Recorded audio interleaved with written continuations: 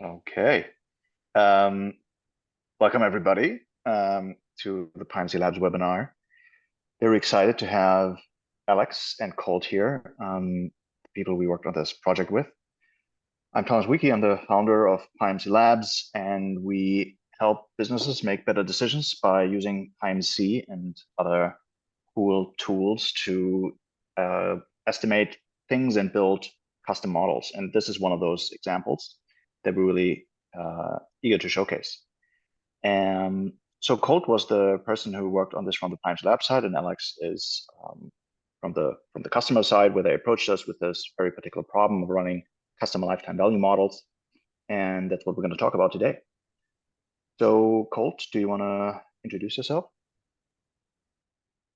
Sure. Thank you, Thomas. My name is Colt Allen. I have about 8 years experience in data science and machine learning engineering, both in the energy sector and the fast casual restaurant industry.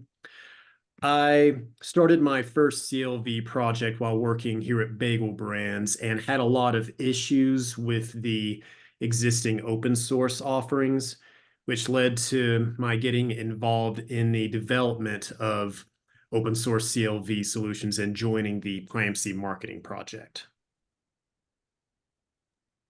Very cool, thank you. And then, yeah, Alex, really, thanks for being here and presenting. And curious to hear about your background, what brought you to Bayesian models, PyMC, and then, of course, looking forward to your presentation.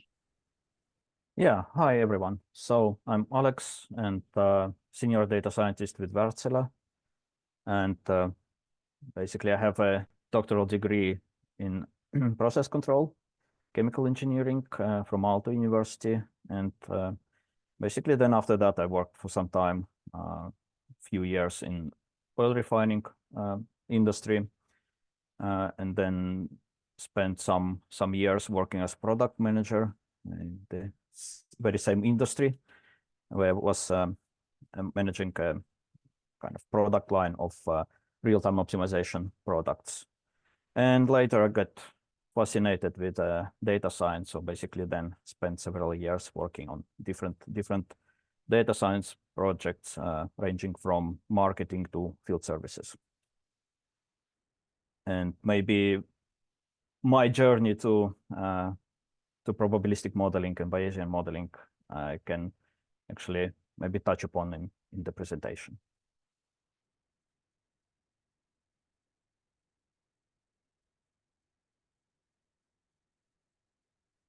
Yeah, so let's start the presentation.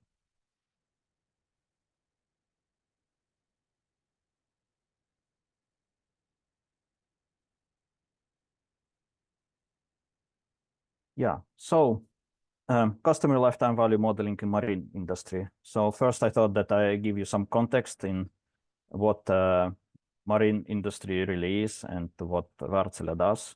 And then we can go through the actual project that we did.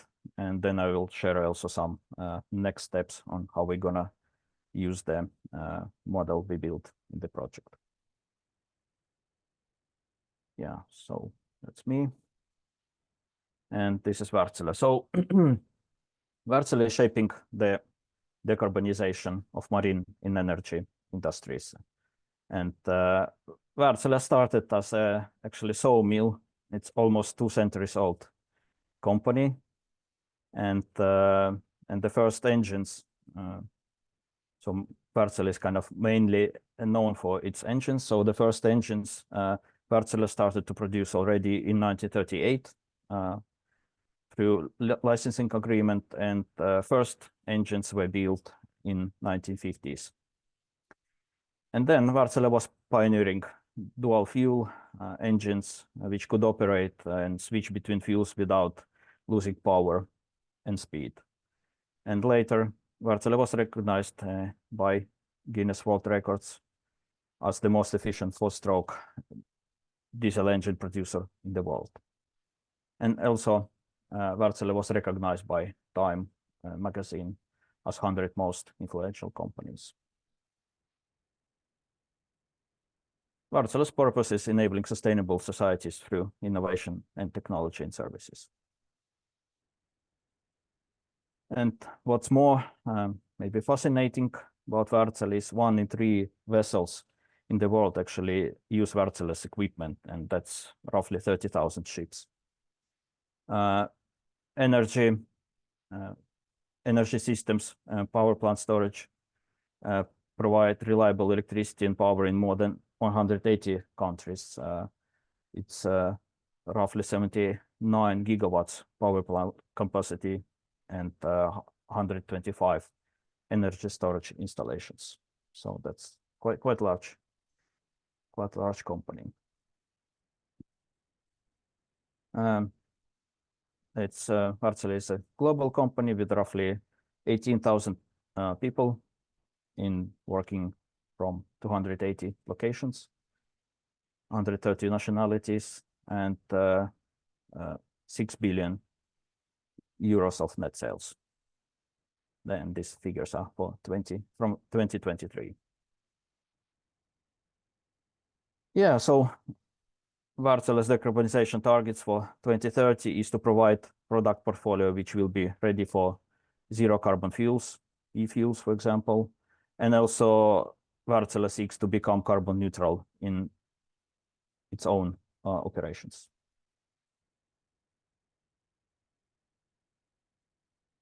Yeah, so some context. Growing recognition of need for sustainable society is very strong, and developing technologies, it's a lot of which already exist, is key enabler for making more sustainable choices. The increasing amount of data and connectivity has also a major role in enabling the change, and everyone needs to do their own part. And what are then the decisions needed for the sustainable energy transition? Through our power system modeling, we have identified 5-step path that customers and regions worldwide should follow. However, the pace of the transition is different in every region. And we have modeled over 190 countries and power systems globally with Plexus power system optimization software. This modeling work has proven that it is viable for all energy systems to be fully decarbonized before 2050. Yeah, and Wärtsilä has a very diverse product portfolio. There are strong synergies between marine and energy in R&D and the manufacturing of new technologies.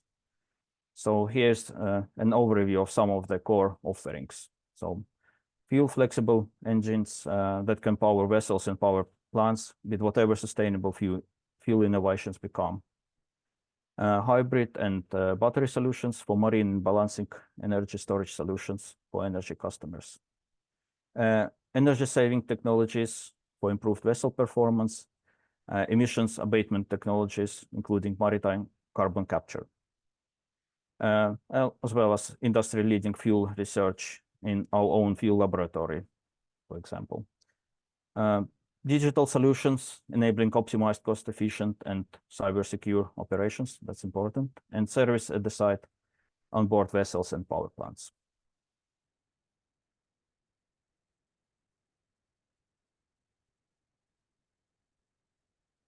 Yeah, so let's turn our attention to services. And this is one of the maybe most important slides in this Wärtsilä introduction, because in our customer lifetime value project, we focused on transactional spare parts and field services sales. But there are, of course, other ways that Wärtsilä provides value to their customers. So to find the best fit for each customer, we analyze many customer and market-related factors to tailor-make service that guarantees the desired outcome. So in transactional services, we support our customers by leveraging digital solutions for customer intelligence and automated lead management. And the customer lifetime value model that we have developed will become part of that.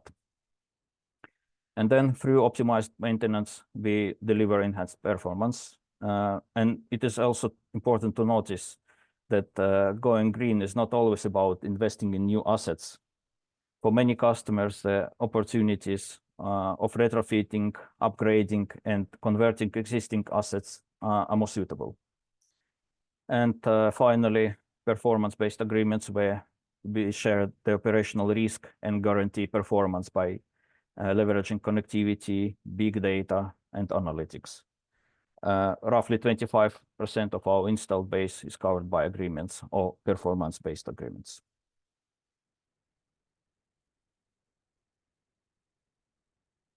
So, yeah, something about the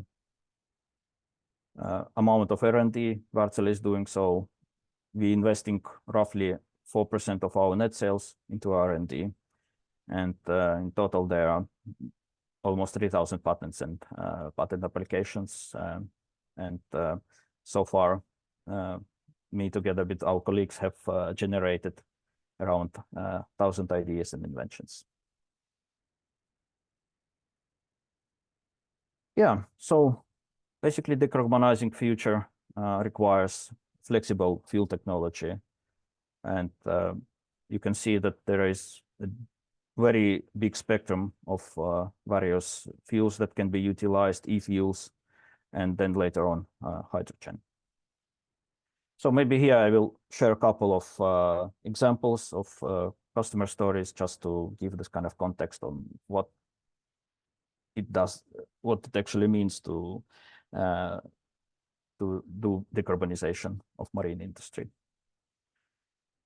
So Wasaline, on a weighted average, the ultra-low emissions versions of the Wärtsilä 31 DF engine can reduce methane emissions by 41%, more than that standard W31 DF, which already has the lowest emissions levels on the market. A bit maybe more familiar example, Carnival Corporation. And with Carnival Corporation, the continuous monitoring and analysis of engine efficiency and fuel consumption will lead to savings in fuel costs measured in tens of millions of dollars per year. And in January 2024, the contract was extended to last until 2030. And another interesting case, power for the biggest battery electric ship ever built. So Wärtsilä's battery electric propulsion systems and water jets will power a new fully battery-powered ferry built by Incat Tasmania for their long-term customer, Bukiebus. With Deem Group, we develop cooperatively a package that significantly reduces the greenhouse gas emissions of any vessel powered by the Wärtsilä 34 dual fuel engine. And the package is a straightforward software upgrade. So the rapid growth in renewable energy has increased the need for flexibility to balance the UK electricity grid.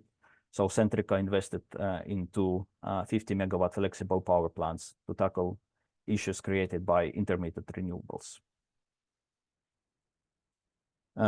Contractor for one of Australia's largest storage projects, Origin Energy, selected Wärtsilä as the contractor to deliver the first phase 460 megawatt storage and 920 megawatt hours of what will be one of Australia's largest energy storage projects, and Wärtsilä's largest single energy storage deal to date.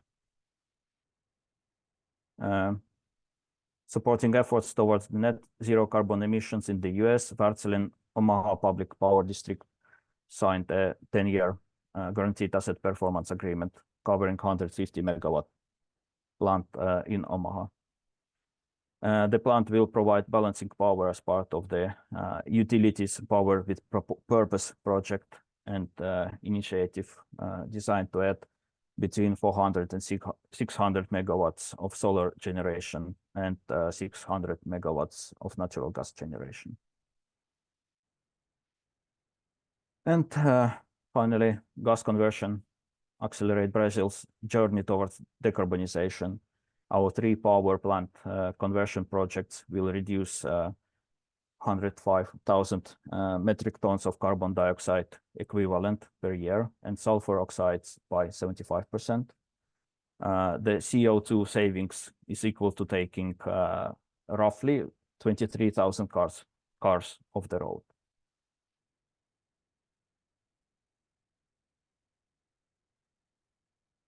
Yeah, so Wärtsilä to lead wise, it's a 200 million euro collaboration ecosystem to develop autonomous zero-emission balancing solutions.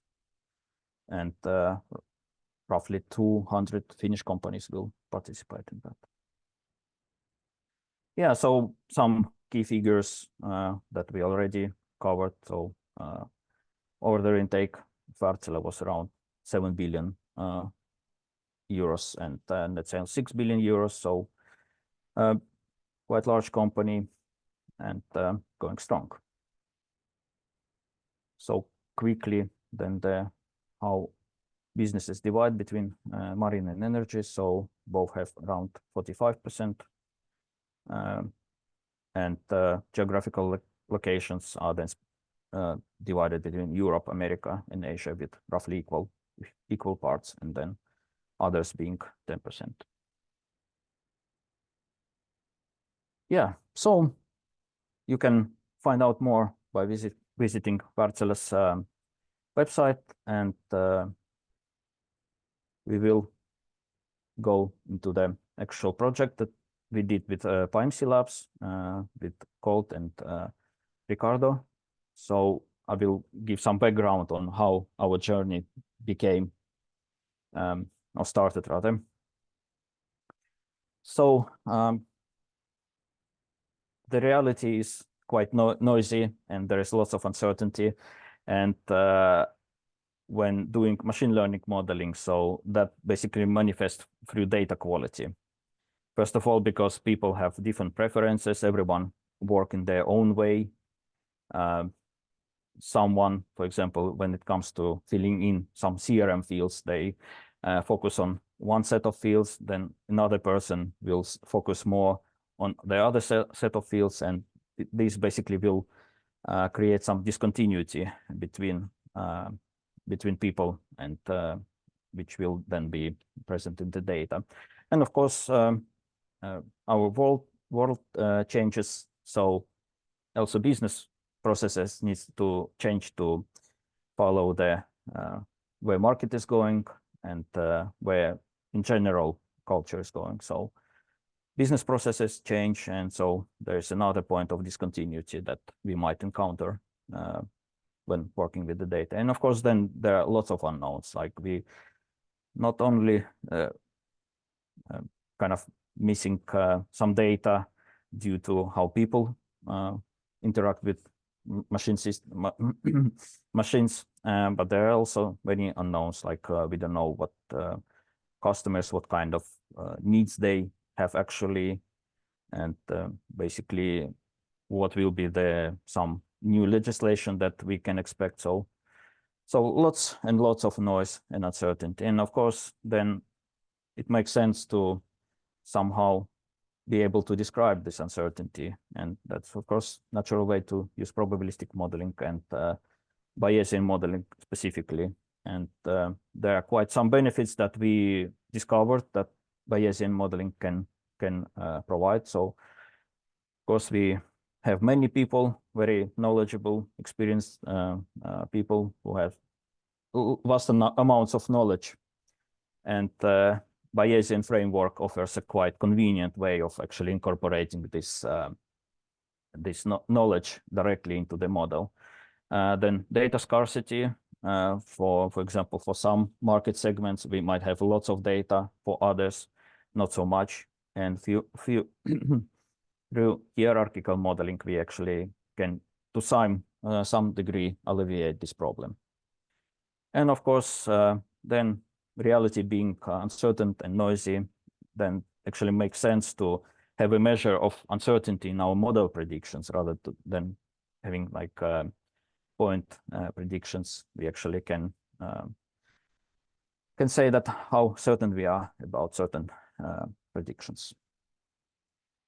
And actually, our kind of more systematic way on applying Bayesian modeling started with PyMC labs through workshop that we did was a couple of years ago. And of course, although basically the information is available on the internet and through books, it offered this kind of very systematic ways of learning how to apply Bayesian modeling to actual business problems. So that is what was very, I would say, eye-opening project or workshop rather. And now we also collaborated on this customer lifetime value modeling. So our journey in probabilistic modeling continues. And then let's talk a bit about the actual project and some background to that.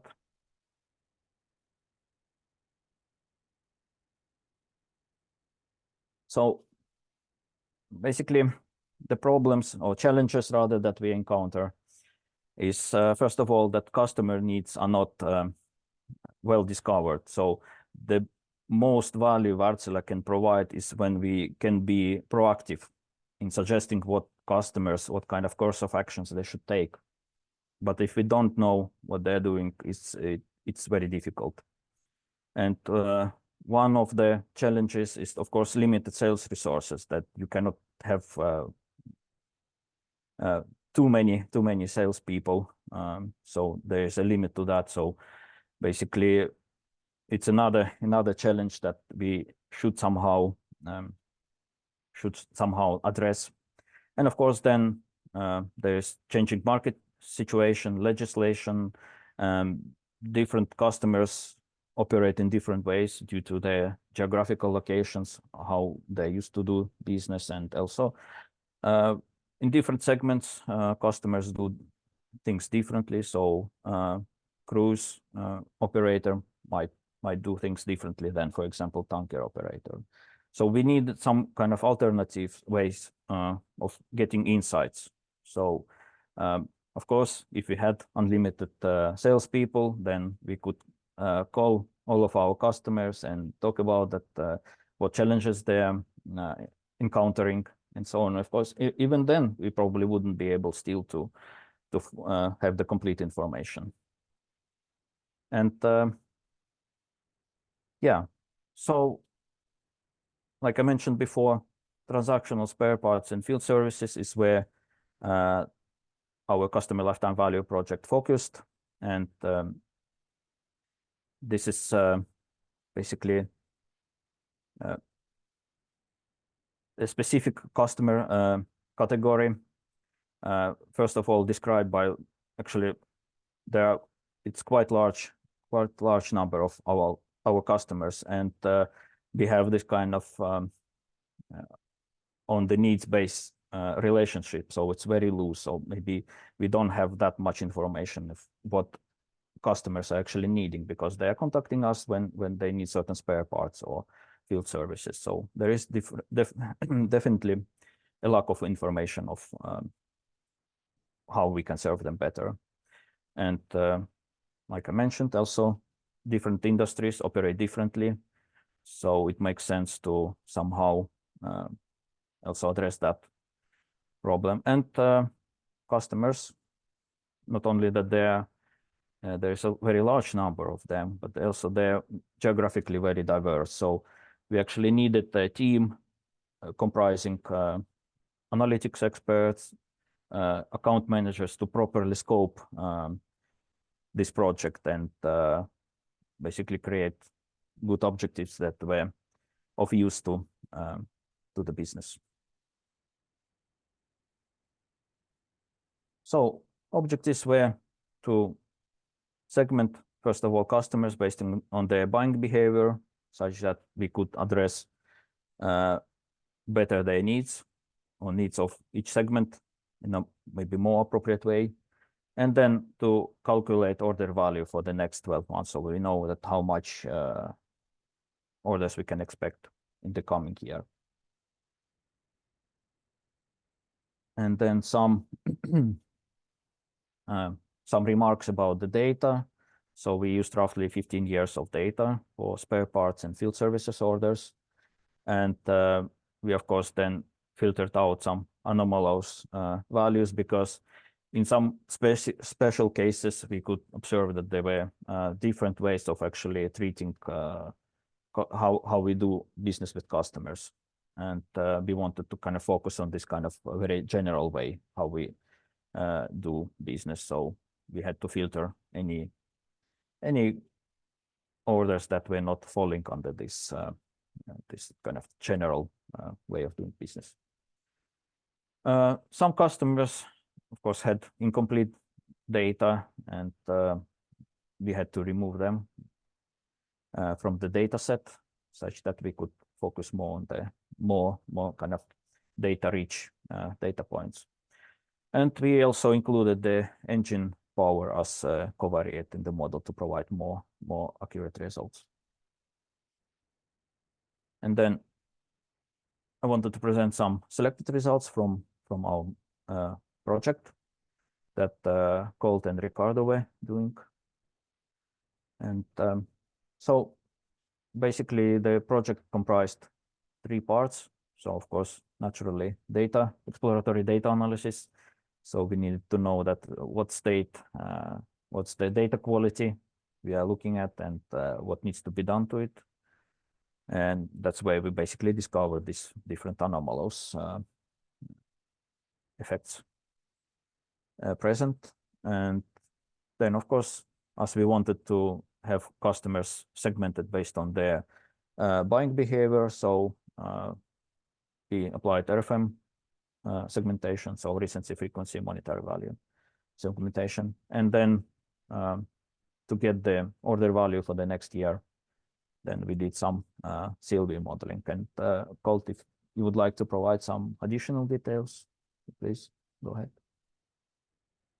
Sure. The RFM segmentation approach used was quartile-based. Clustering methods can also be used for RFM segmentation. However, general rule of thumb in data science, it's best not to introduce additional complexity unless the use case requires it.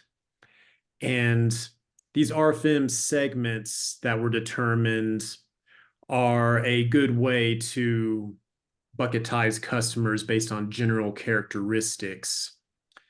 It's important to highlight, though, that this is a historical approach. For forward-looking estimations of customer behavior, that's where the CLV modeling comes in. And these models are not ran on each segment in isolation. They're ran on the entire customer population due to the underlying statistical assumptions. And the model used here was the Pareto MBD model. This is the original CLV model developed for non-contractual transactions. The Beta Geo model is a popular alternative due to its less demanding mathematical complexities, but the Pareto MBD does have greater functionality, and I do think it performs better for probability estimations around if the customer was still active. And Beta Geo, Pareto MBD, these are both transactional models for predicting future activity. The monetary aspect was modeled by the Gamma model. And the Gamma model actually benefits from different models for each segment, unlike the transactional models. And after using these 2 models with one another, we can assign the CLV totals back to the RFM segments. Even though these models can give predictions for each customer, it is still best to evaluate and use the results in aggregate, which is the advantage of the RFM segmentation approach, aggregating by specific customer behavioral categories.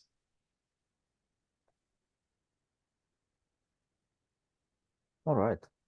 So next I'll show some of the RFM segmentation results that we obtained. So I have removed y-axis, but you still can compare the bars to between each other and see how different segments differ. So in the top plot, we have the average recency, and so since how long ago customers were placing orders, and you can see that, for example, for inactive segment, it's the longest. And also then for average frequency by segment, there is also quite a lot of differences between the bars. And we can see that at risk customers and inactive customers, they were not buying so frequently compared to other segments. And for example, segment 2 had the highest frequency, but when we look at the average monetary value, wasn't maybe as large as for segment 4, which has the largest, but their average frequency was lower. So there is definitely quite a lot of differences observable, and of course these differences should be also somehow addressed in our sales processes, and to basically be able to serve these customers better, and also maybe to find the root cause of why we see these differences. For example, why segment 1 has this type of buying behavior. So is there like their way of doing business different, or is it something else? Maybe it's like some. Yes. Question from the audience. Could you help us understand how you defined at risk and inactive segments? Yeah, so maybe Colt could share some details on that. Yeah, I can do that. These segment names are determined qualitatively just by evaluating charts such as this. Inactive, the defining characteristic there is how long it's been since the last purchase was made. If they haven't made a purchase in years, and most customers on average make purchases, let's say every other month, then it's a fair guess that these customers are inactive. Whereas at risk, they made purchases more recently, but that cut not so long ago that we could regard that customer as inactive. So there's a chance inactive customers are still active, but it's unlikely given how long ago their most recent purchase was. So these segment labels are, again, based on our overall observations. It doesn't necessarily mean every customer in the at risk is necessarily at risk. It's, in Bayesian terms, our prior.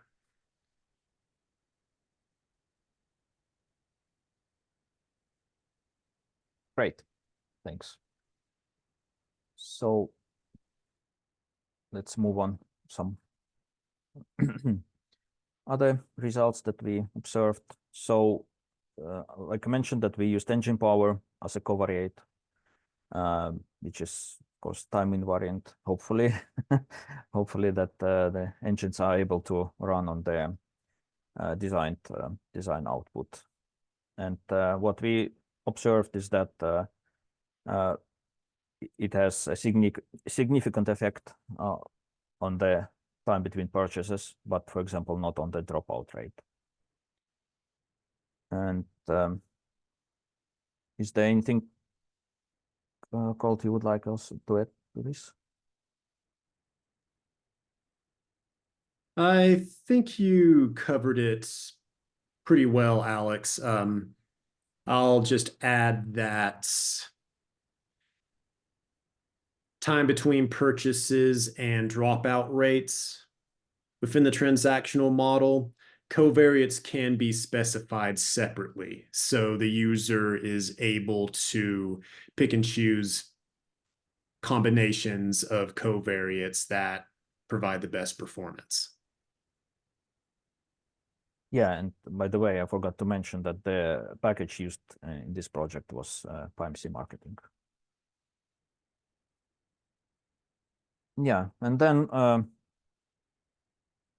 Colt and Ricardo also provided some tips on modeling, which I would like to share as well. So start modeling with the full data set, and then later on, one can filter out any outliers or anomaly that kind of hinders the model performance. And also, before fitting gamma model for CLV, it's good to check that frequency and monetary values are uncorrelated. And then, like Colt already mentioned, that it might make sense to fit separate gamma models for each customer segment. Yeah, and also anything, Colt, from your part?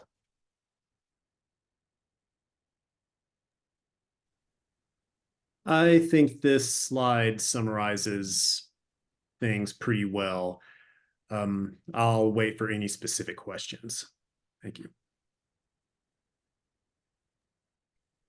Yeah, and of course, then next steps on how we plan to use the results from this project. So model has to be integrated to a sales process. Otherwise, of course, like how else can it be useful? And model needs to be actually then integrated with the CRM that we are using. Because if, for example, let's say we decided to build some separate dashboard, probably wouldn't be useful to account managers because they have so many different systems that they need to interact with. So adding one more system might actually not be too useful.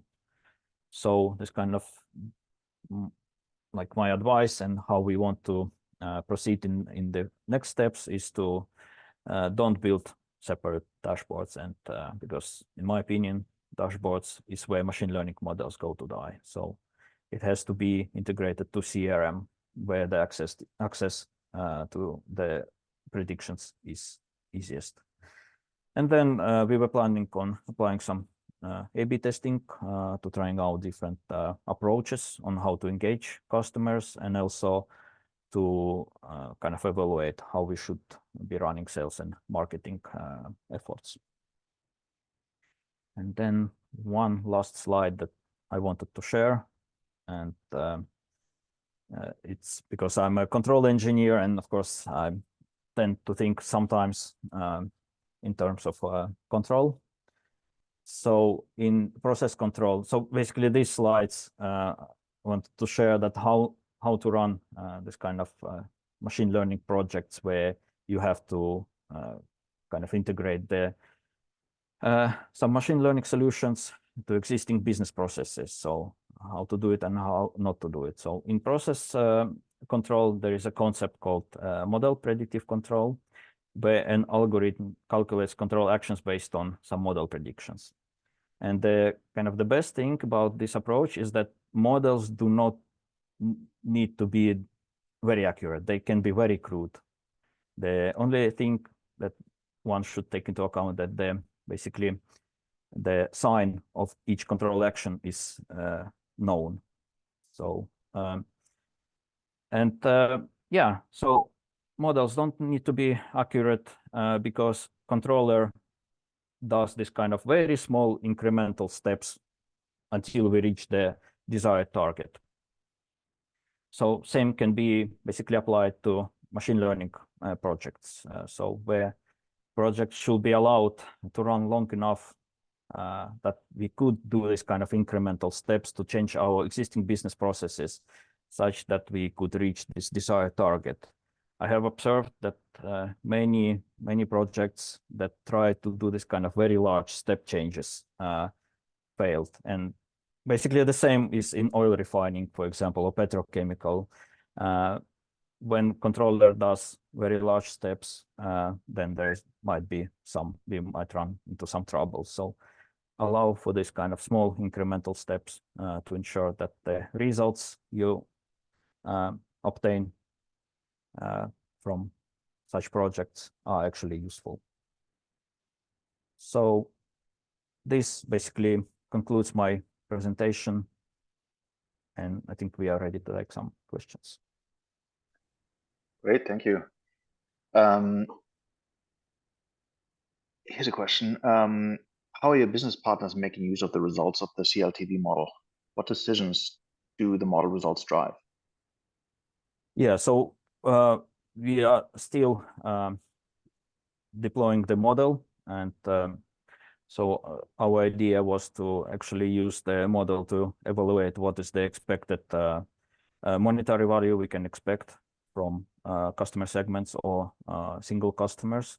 So that's one decision making criteria, and also that what's the probability we can expect the client to order something from us within next half a year or year.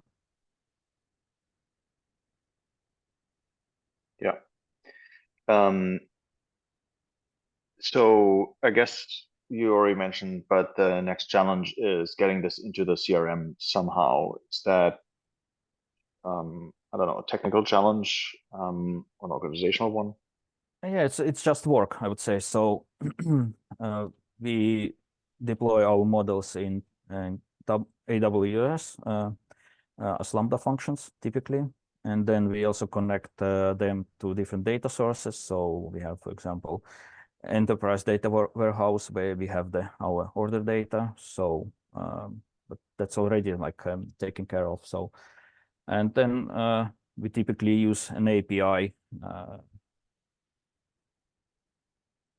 Like we connect our models through an API to CRM. Then CRM basically calls the models, and then it produces whatever it then needs to produce, and then we output it to CRM and show it in some convenient way. Can you share your plans for deployment? What is the tech stack? Yeah, tech stack is AWS Lambda. Then of course we use S3 buckets, and then we have in Wärtsilä API management portal that is basically then run on Azure, and then allows the communication between AWS and our CRM. Are there specific business verticals that work better for this type of approach versus others, entertainment or consumer goods? That might also be a question for Colt.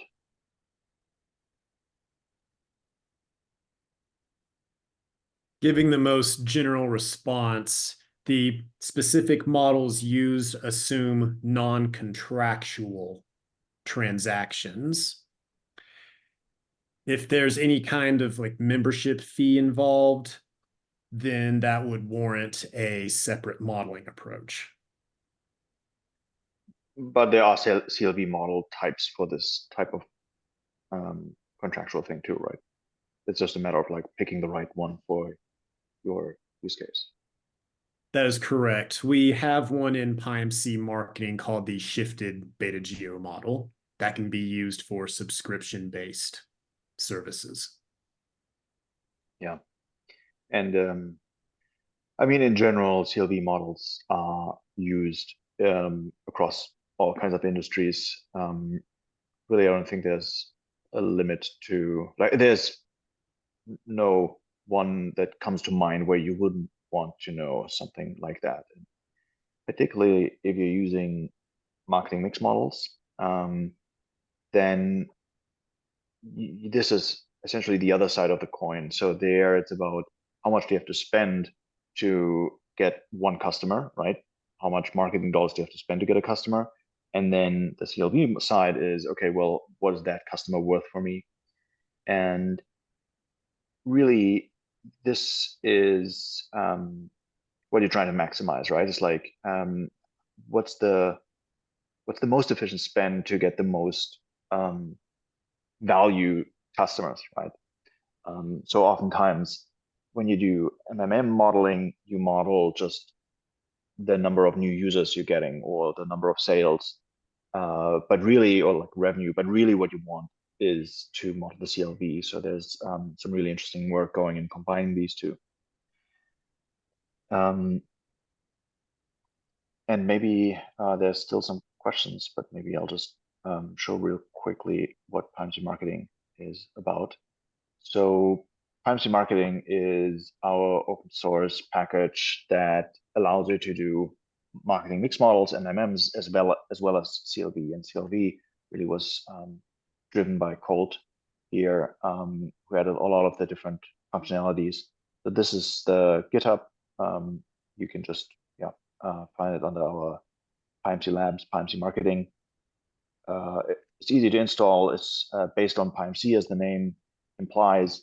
And basically what we're trying to do is hide a lot of the complexity that is usually when you build a PyMC model, right? Be it CLV or MM, it'll be many lines of code. You will have to tweak priors and get the right likelihood. So it's a lot of manual effort. But here we did that for you so that you can just, with a single line of code, say, okay, well, I want my delayed saturated MMM. You pass in the data and the parameters, and then it'll just do it.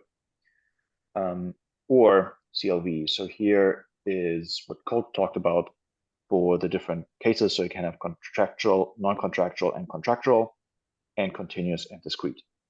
So cinema tickets, for example, non-contractual and discrete. Or if you have a subscription business, then that is contractual and discrete as well. And for each of those, you have a different type of model that people have developed. And I think we have models for all 4 quadrants by now. Is that correct, Paul? There is an open PR for the discrete non-contractual quadrant. Yeah, that's rather more niche though in my mind. Yeah, right. So all the common ones. And yeah, so basically you just instantiate the model and then you fit it. So really trying to make it as simple as possible. And then you can get insights like what's the number of expected purchases for a particular customer. That'll just keep going up over time on the x-axis. Here's the number of purchases. And obviously, as we're good Bayesians, we have uncertainty in these estimates as well. And yes, so then this is the website. So there's also PyMCmarketing.io, which has, I guess, a little bit more, which has API information and how-to section. And here you have more details where you can dive into these different model types. There's the quick start telling you about what the data format looks like, what type of plots you're creating, and things like that. So this is a really great resource to get started. And yeah, so we support most of these. So if you're interested, it's completely free, and you can just download it and start running your own CLV analysis. And this is what was used here for this project as well. So it's developed with a business focus, and it's being used in that context. So this is from real world practitioners like Colt, and sort of battle tested here. Colt, anything you want to add to the package that I didn't cover?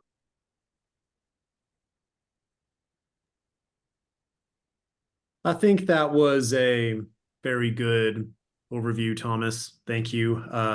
We'll say the notebook for the Pareto MBD model used by Wärtsilä is not showing up in the sidebar. That will be made available in the next PyMC Marketing release.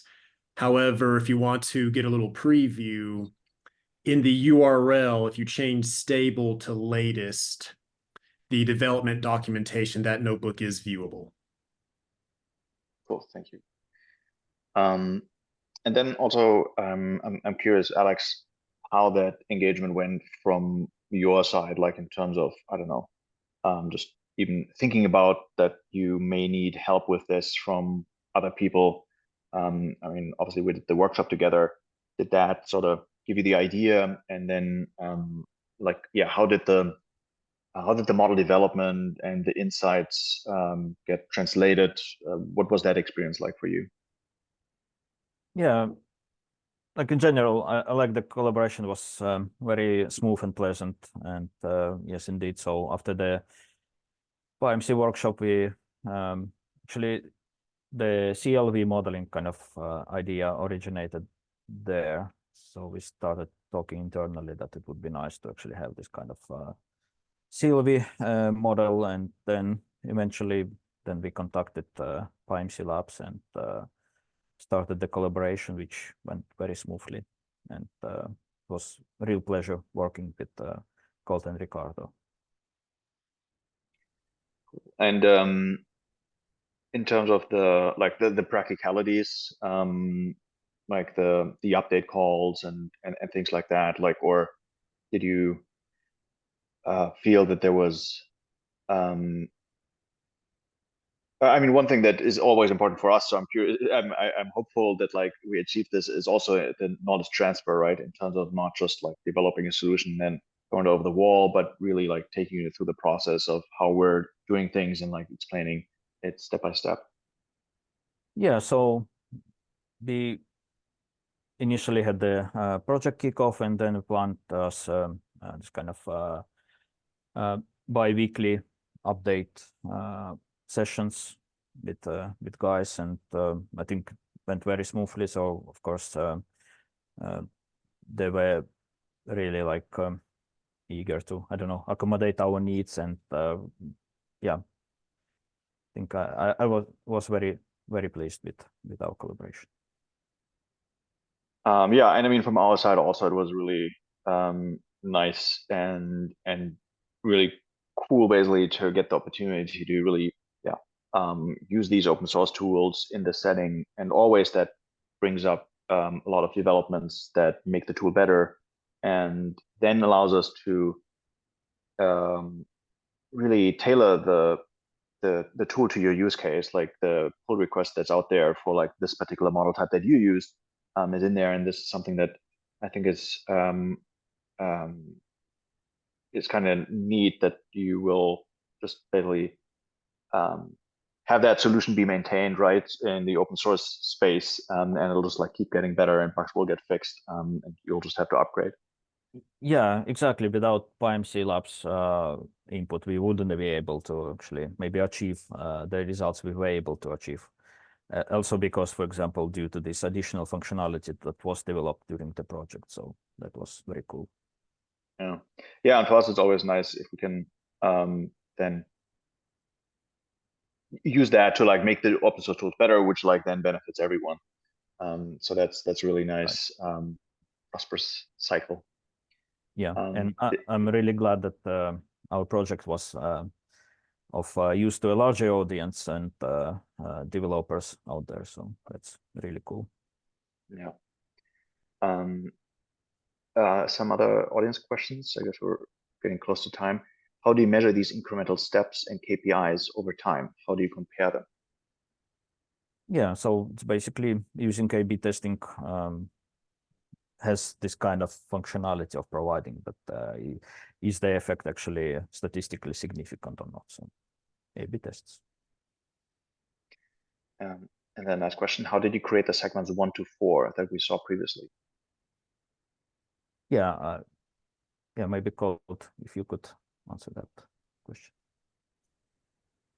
Sure. The RFM segments were determined on a quartile-based approach. So the quartiles for the frequency, recency, monetary value variables were determined, and then specific quartiles would be assigned to the respective segments. So those segments that we saw on that slide were determined in advance, but it is a flexible approach, and segmenting on quartiles, it is lightning fast compared to a clustering implementation. Some data sets may benefit from clustering, but again, you don't want to overcomplicate a pipeline if the simple approach is effective. Great. Well, thank you so much. We're at time, but this was a lot of fun. Really great to hear. Thank you so much for the audience for joining, and definitely also for Colt and specifically Alex for the great presentation. Thank you. It was a pleasure to be here. Thanks, everybody. Thanks. Bye.